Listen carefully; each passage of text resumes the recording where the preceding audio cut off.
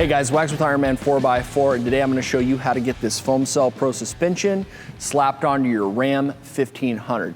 Now this is going to work on model years 2020 to current and with trucks that don't have the Nivamat air ride system on them. But make sure you go to the product page and verify the trim level that your truck is with our website that'll tell you what it goes on. So besides that, grab your tools, I'll grab mine, and we'll get started. And remember, Ironman 4x4 wants you to be extra safe when working on cars and trucks.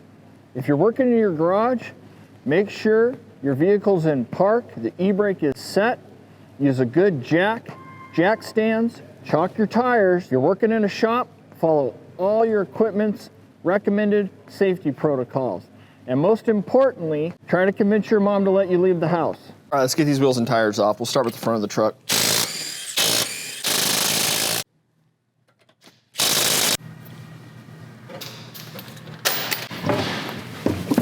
All right, first thing you want to do, grab a clip removal tool. We're going to pop out this ABS wire here so that we have some slack. Because when we break the spindle loose from the UCA and that droops out, we don't want to tear any wires or brake lines. There we go. So we've got that ABS wire. I'm going to unclip it down here too from the brake line. And I believe we've got one more clip right back up in here. There we go. And that should give us plenty of slackajouia. Now we got to take this one out too. See this one here? We'll just roll it out. Just roll it out. We got to pull this brake caliper off so that when our suspension droops out, we don't over tension our brake line. So to take that off, grab a 19mm socket, grab yourself a ratchet, or if you're in France, rechet. And we're gonna loosen the big caliper bolt up top right here, and this one right here. Don't undo these 16mm slides. You don't wanna pull the thing separated apart. We just wanna remove the whole unit. And these things are torqued down, so it's gonna take a little bit of muscle. I might have to call somebody with a little muscle. Give this one the dim mock deft touch. Before you pull your brake caliper off, a little trick so that we can make sure we get it back on is take a screwdriver or a pry bar. I'm gonna stick it through the middle of my brake rotor through the vent, and I'm gonna pry back on the caliper housing just a little bit. And what I'm doing is I'm actually pushing fluid back up through the system into the master cylinder. Now, you don't wanna go too much because you're filling that cylinder back up. If you go crazy, you'll pump so much fluid in there, you'll pop the cap, make a huge mess. But we need to open up that gap where our brake pads touch our rotor so that when we take it off, we have enough clearance to put it back on. So I'm just gonna wiggle that back a little bit. Now I can get the screwdriver between the pad and the rotor and keep kind of working it. All right, caliper's off. And I'm gonna zip tie this around the back of the sway bar. All right, calipers are undone and hanging on both sides of the vehicle. Now we need to unhook our sway bar so that our lower control arm can droop out. To do that, we're gonna unhook this sway bar in link, and we'll do it underneath here on the LCA, or the lower control arm. Easiest way to do this is grab an 18mm ratcheting wrench, or even just an offset wrench, because you've got to grab onto this 18mm nut right here, and then grab an 8mm socket or wrench, and you're gonna put that over this hex. That will keep the actual ball from spinning in the socket on that ball joint right there, because you don't want to spin that up. Once you break it loose, then we'll put that 8 on there. Yeah, see, now that this thing was made by witches and warlocks, this hex, see how it starts moving?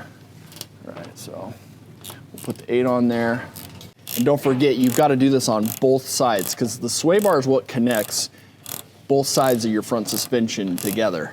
So anytime you want to mess with either side, you've got to make sure that sway bar is unhooked on both sides. So we'll spin that down. Now I already did, cool, that worked. I got the passenger one already undone, so we should be able to push up on the sway bar and it'll slide right through. I'm gonna grab that nut, put it back on the hex, Cool, do the same thing on the other side. All right, now we're gonna break our upper control arm away from our spindle by loosening this ball joint. So grab a 21 millimeter deep dish socket. So I'm gonna spin this down, but I'm gonna leave a few threads on because when we pop this joint loose, we don't want just to slide off and have our spindle come blowing out at us and then dislocate our CV axles. So leave a few threads on here. I'll go get something to smash that with and be right back. All right, I grabbed my official ball joint removal tool here, and there is an impact zone right back here. Try not to hit the UCA. We'll see if we can get this thing to smash apart.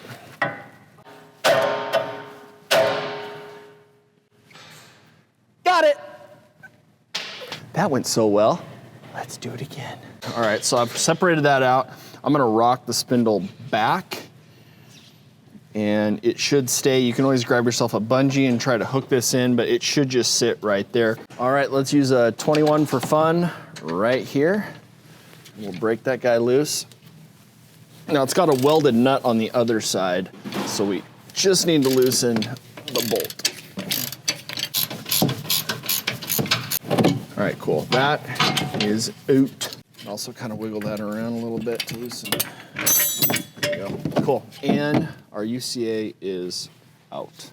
Before we can get these strut top nuts loose, on the driver's side, we've got this main wiring harness here, and Ram used these plastic caps to kind of keep it in place. So grab that body clip removal tool or a flathead or something. We're gonna pop those off and slide that back and out of the way. Then we can get to those guys. Easiest way to get these strut top nuts off, grab a 16 mil ratcheting wrench. And the trick is, loosen one just a little bit. I like to loosen the front just a little bit and then leave it where it is, because that'll hold the front coilover in place. And then we can make it way easier to get the ones in the back that are harder to get to. Get them off because they're not under any tension. I'm gonna leave this nut loose, but still on here, because when we pull the lower shock bolt out and this coilover comes, swinging down, that will hold it in place. So just good practice. Do it. Just, hey, listen, just trust me. Oh, you're still here. Good. You're gonna need a 21 millimeter wrench for the, ooh, you know what the ding means? It means hit the bell, like and subscribe. Do some other stuff that I don't understand. Then you'll see our videos when we post them. Now back to the show. To get this lower shock bolt out, grab a 21 millimeter wrench, put it on the front of the bolt, get a 24 millimeter deep dish socket for the nut on the back. Here we go. Okay, I'm gonna push up on the lower control arm. See that wiggle? That's what you want. We will pull all that dirt out. And since we left that 16 nut on up top, I'll go back up, spin it off. I'm gonna rock that spindle forward a bit and keep pushing down on it. So see how I've got that in front of the control arm? Push that spindle forward a little bit to get the tie rod out of our way. We'll drop down. That's out of the upper bucket. Rock it out, don't just walk away, put that back. Come on now, you know better. And that is out of here. We're gonna do the same thing on the other side. Then we're gonna get the Ironman 4x4 Foam Cell Pro front coilovers, brought to you by Ironman 4x4 Foam Cell Pro front coilovers. We'll put them in the truck. Awesome, there is no compare, mon frere. This is what I want. This is what I wanna do. All right, these new Foam Cell Pros are gonna go in the way those old junky ones came out. You've got one pin out towards the wheel well, 2 pins straight back. You can see right there. And Ironman sticker faces out, because you're a cool kid. So we're gonna push this, drop it right through the top. I'm gonna use this part of my fat gut to rock that spindle forward to buy us a little space. Get that lined up. I'm gonna hold it there, and I'm gonna get a strut top nut, zip down on here just to keep everything in place. We need to droop this lower control arm down to get our shock in. And one nice little easy cheat is I'm gonna grab one of our Ironman straps, and we've got these little soft loops too that you can use for like dirt bike handles or If you need to use it on something that you can't, just put the hook on, fish this through. And then what we can do is we can ratchet these control arms down and get the droop we want. There we go. Perfect. See, that just swings right into place. Now, when you're doing this, hold it up here, because if this kicks back, you don't want to get your fingers pinched. Come on. There we go. Perfect. Now we can unhook that and get that lower shock bolt in. All right, we're gonna grab our lower shock bolt. I'm gonna grab onto this spindle and see how I can kind of bounce that around. Super straightforward. Now, as you're feeding it through, if you check the back side, you might have a little bit of twist on this shock, but not a problem. I'll just use a wrench here and pry against this back side just to get that saddle mount to twist.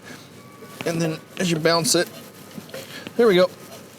And now we can just hand tighten the nut on here. So I'm just gonna leave this lower shock bolt nut finger tight. We wanna leave it loose. We will tighten it when the truck is at its normal ride height so we don't pinch that bushing in the wrong position. Now we're gonna move up here to the strut top. So we're gonna throw, these are 14 millimeter nuts that come with the kit. Ratcheting wrench is probably the best way of doing this. I'm gonna start in the front and get this front nut locked all the way down on the stud. It'll draw the back studs all the way up into place. All right, we'll get that locked down. We'll switch over to a 14 deep dish socket, and this will speed things up for us. There we go, that's tight. That one's tight too. And now we can get this wire harness clipped back over. That cap on the back side, you can hear it kind of lock down on that threaded stud. Same thing there. Give it a wiggle, make sure it's not gonna move on you. And the top of that is done. So now we can get our Ironman 4x4 Pro Forge UCA, even made a cool noise, into the truck. So we will grab our 2 bolts. I'm gonna start with the front one. I'll loosen that out from that washer there. And these just horseshoe right in there like that. I'm gonna reach through here, slide that through. Also be aware, you don't wanna slam this nut or the threaded stud from the ball joint down into your nice soft green powder coat. So we'll make sure that doesn't drop in on us. You can take a rag or you can kind of pry the thing out too like that. All right, this is pocketed on the front, so we're gonna slide that back just a little bit, line it up, spin a few threads in. There we go. Start spinning that down. And we're just gonna get it snug, but do not over tighten this, because just like anything with natural rubber bushings, we wanna make sure that we tighten all of our bushing pinch points down when the truck is under its natural ride height on the ground. So once everything's done, the truck's on the ground, that's when we'll get that locked down. I'm just gonna get it tight enough to hold just like that. Spin the ball joint nut off, and we'll go ahead and push that together like that. Now, you want this ball joint stud kind of rocked forward, because as this thing droops down, the angle is going to change. And these ball joint studs are very tight. They come that way. They should be. If yours is loose, there's something wrong with it. So you kind of have to mess with it. That one, it went in perfect. Keep down pressure on the upper control arm. Then we'll grab that 21 again. Now, you can try with the ratcheting wrench to get in here, but where Ram machines out this spindle, see that? They kind of machine out a shoulder back in there. I've seen these things, the tolerances are all over the place. Sometimes you can get your wrench in there, sometimes you can't. All right, and this one we can go ahead and lock down. And I'm just gonna push on this till it stops. You want that good and tight. Awesome. All right, we've got a couple little extra components that we provide to go with these UCAs. Now the one in the front, you may have noticed on the stock UCA, you've got this little ball. And what that's for is some higher trim levels of the Ram trucks have self-leveling headlights. So if you're towing or hauling and the back of your truck sags and it changes that angle and raises your truck up, it's gonna blind people with your headlights.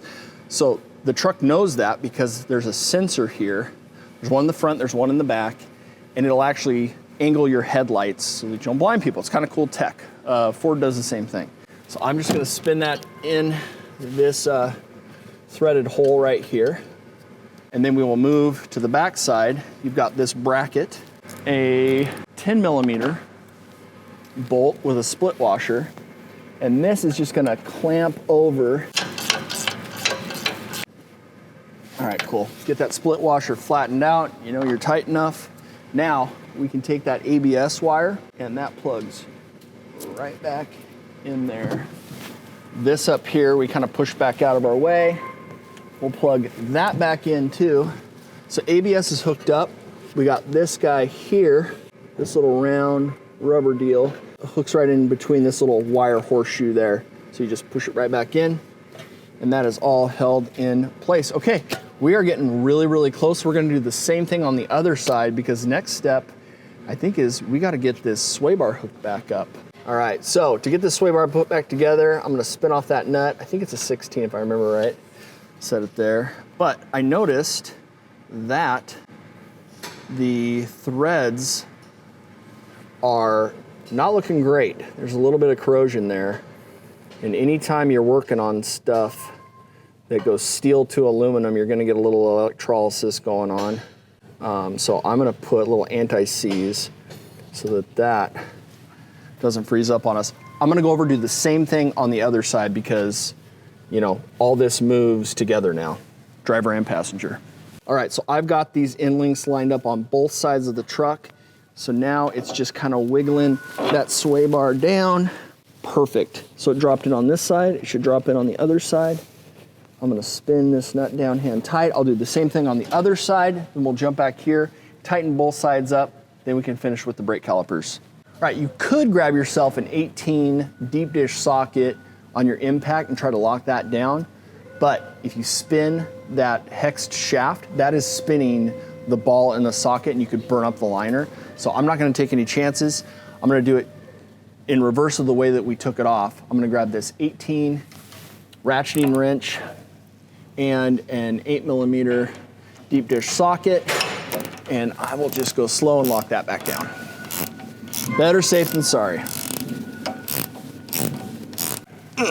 Cool. Same thing on the passenger side. All right, let's cut that zip tie off, and we will get this caliper hung back on the rotor. I'm gonna grab this big front caliper bolt. There we go. I'm gonna grab a 21 and get this guy locked back down. And top bolt. Definitely want these guys on tight. We'll also get this little ABS line hooked back onto the brake line. There we go, cool. You guys ready for a no cap recap full of stees? Here's the deal. We're leaving these loose, we're leaving that loose. Everything else can be locked down nice and to Higgett. Now all we gotta do is get the back done. Hey, you made it back here. Awesome, that's half the battle. Grab yourself a clip removal tool. We're gonna pop out these ABS clips, because when we go to pull the shocks and the coils and the rear axle goes to droop, we do not want to break any of these.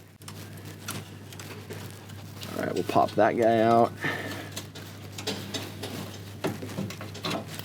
That one there. And we'll pop that one out there on the back of the caliper. Cool. All right, grab a 13. Grab a 16, and we're gonna pull this sway bar end link out. And you can pull from the bolt side because there's a welded nut on the back of that. So that can hang there. I'm gonna do the same thing on the other side. Wow, wow, wow, wow, wow. All right, we gotta pull 6 of these 8 mil fender liner bolts out. So we'll start here, work our way around.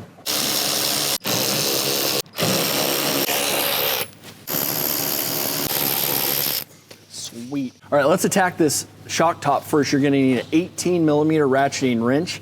This is not mine, this is Zach's, and he is on lunch. And I might have sort of borrowed it from him without his consent, but that's okay, because he's a nice guy. Then you're gonna need a 9 millimeter socket to fit on that shock stem. So I'll get the 18 on there, I'll lock this 9 and then we'll crack this guy loose. Oh my goodness. Okay, so I've tried to get this 18 mil stem top nut off the top of the shock, but it is just spinning.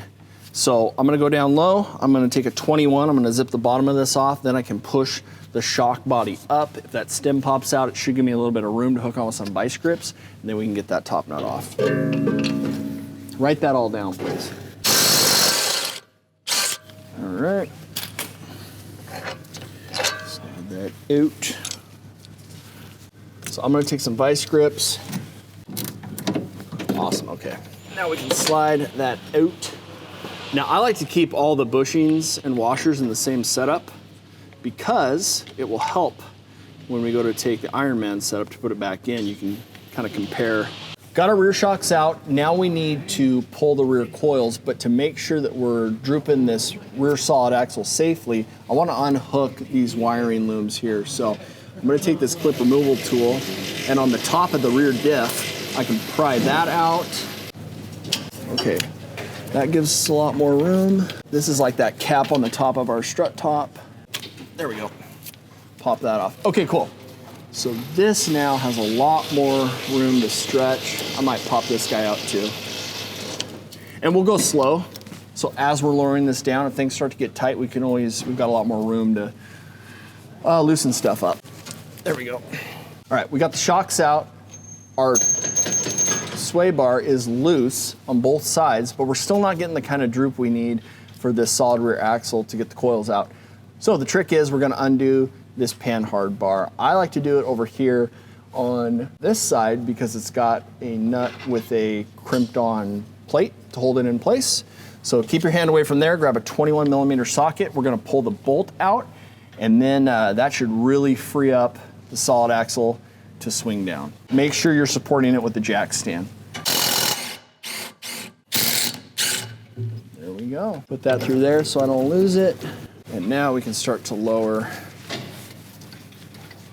this rear end down. So I got another trick, which is we can take our jack stand, because we probably still don't have enough droop.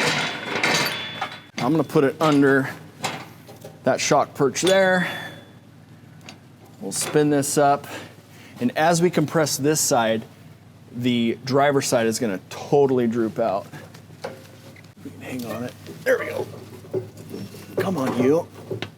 Awesome. So that coils out, and then I'll lower this jack stand back down. See if we can do the same thing on the passenger side. There we go. All right, coils are out. Just a couple quick features on the Ironman coils I wanted to point out. If you look, the free height is the same, but the wire diameter of this coil is much thicker, which gives you a little bit higher spring rate so you can haul more stuff. And look at the number of turns. You've got a lot more turns in there, so the overall coil is actually, there's way more material in this coil than that. So I love that the free heights are the same, because then we don't have to droop the rear end out a ton to get this back in. It should go in just fine. So I'm gonna set this stock one aside. I'm gonna grab that isolator, and I'm gonna line up that isolator right on the top pigtail of the Ironman coil. And then we'll just kind of push that down. Now, if it doesn't totally click into place, it's not a big deal. When we get it in the perch and lower the truck, it's gonna suck down. Just try to get it close. All right, now we can go ahead and fit that in. Also, this rear isolator has those two little nubbins, little locating pins. So you can just line it up there like that. That'll hold it in place, keep it from walking around. So I've lined up the pigtail, just like that. Now I'll line the pigtail up. Perfect. And then I can pull down on the rear axle and get the bottom over, just like that. And then we can do some fine adjustments, just kind of bounce it around.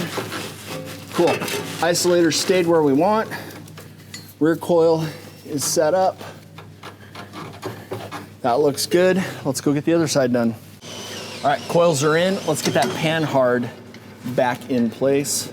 So spin that bolt out. Now the issue you're gonna have is that the rear end is over to the left farther than we want. So you can either grab a locating pin and try to ram the thing over, or if you've got that floor jack, we're gonna go ahead and lift this rear axle up, and that'll help give us a little bit of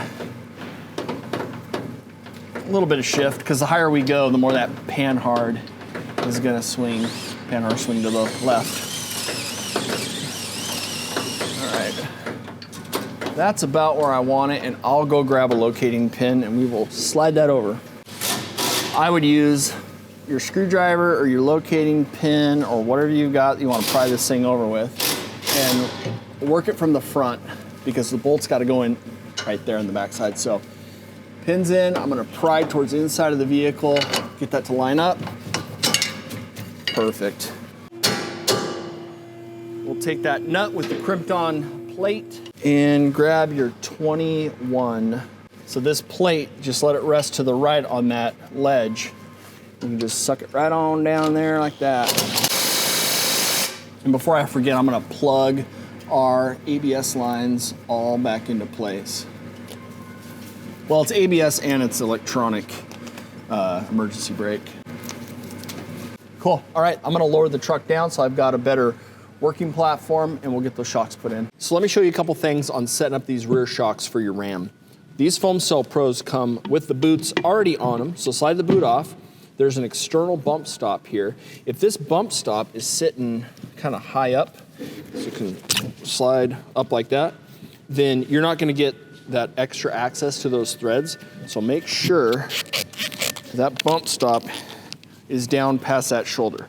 Don't worry, when you flex your truck out, that bump stop is gonna stop at the top no matter what. So that's the first thing you do. Then we'll put this boot back on, the DOS boot, and that's gonna slide all the way down and stop on a shoulder on the piston rod. Then take this thick spacer, that goes on first, like that.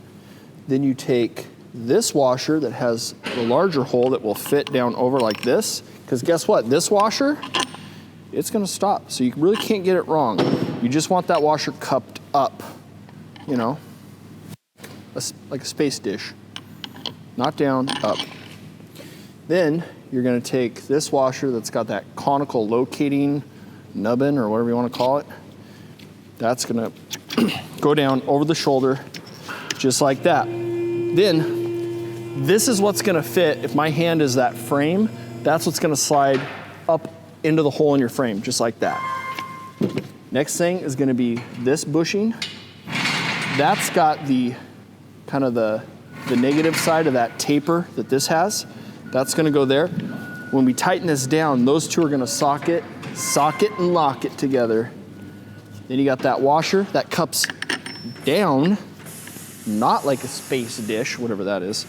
And then you're gonna have an 18 millimeter nylock nut that you're gonna put down over the top. So you're gonna need an 18 millimeter ratcheting wrench is what I suggest. You can do it with an open end wrench, it's gonna take you a long time. And the top of the stem has a hex on it, and that is an 8 millimeter socket. So the way we're gonna do it, I'm gonna grab an 8 millimeter ratcheting wrench, an 18 millimeter ratcheting wrench, and we're gonna get busy. Last thing I'll mention on these Foam Cell Pros, the shock bodies are so large that if you look here at the bottom, the bushing eyelet is actually welded offset from the center line of the shock. That's on purpose. We even put a label here, Attenzione, Cuidado, offset mount for body clearance. Please check orientation. All that's saying is that because it's an offset, we have to make room for how large the shock body is. There's a right way of doing this and a wrong way of doing this. And you'll know when you go to fit this in the lower, but you want it looking like that so that this is lined up here and you've got more of a gap on the mount there when you put it in the bottom. So with that said, let's go ahead and get this tucked in up here in the upper shock perch. So I've showed you how to set up your washers and your bushings. We're gonna fit that right up there, and that cone just kind of plugs in. Then we're gonna feed the top bushing down. And we've got the washer and this 18 millimeter nylock nut. You wanna try to spin that down as much as you can because you want that hex exposed, is I'm just gonna take a regular 18mm wrench. I'm gonna set it over the top of that nut, and then I'm gonna take my 8mm gear wrench. And don't forget, foam cell pros don't come with a high pressure nitrogen charge. That's the whole point of the foam sleeve. So compared to all the nitrogen shocks that have the bands on that you pop them off and they expand out, these you can actually compress back down fairly easily and they'll stay in place because they're neutrally buoyant. So what I like to do is I like to collapse them a little bit. And then when this starts to tighten up, I like to make sure that our shock is sitting parallel with the top of that spring perch, because then we can just lock it down and make sure everything's lined up. Then when this is good and tight, then we can extend the shock and get it locked in. I'm gonna switch out to my 18.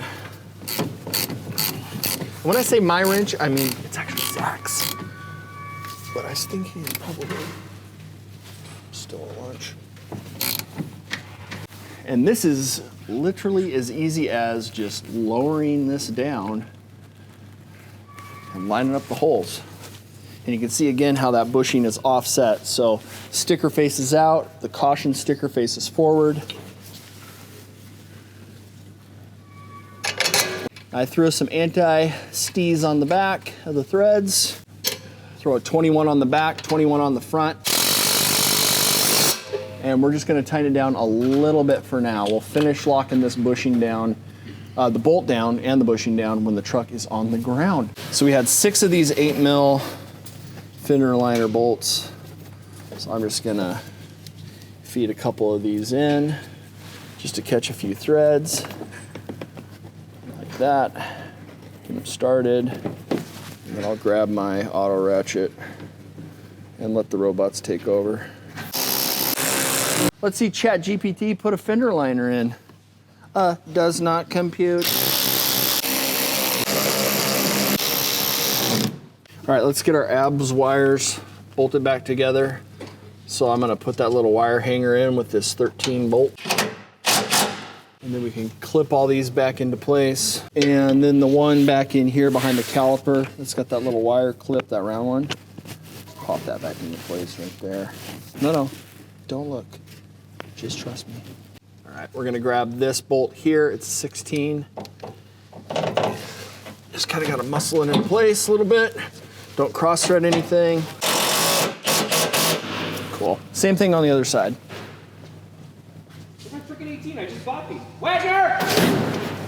All right, truck's on the ground. The only thing we need to do now that it's sitting under its own weight is tighten down all those bushings. So lower shock bolts and our UCA bolts need to get tightened down. So I'll let you do that on your own. This looks amazing. This is one of the easier installs on these trucks. If you want to check one out or pick one up for your Ram 1500, go to Ironman4x4America.com. We'll hook you up over there.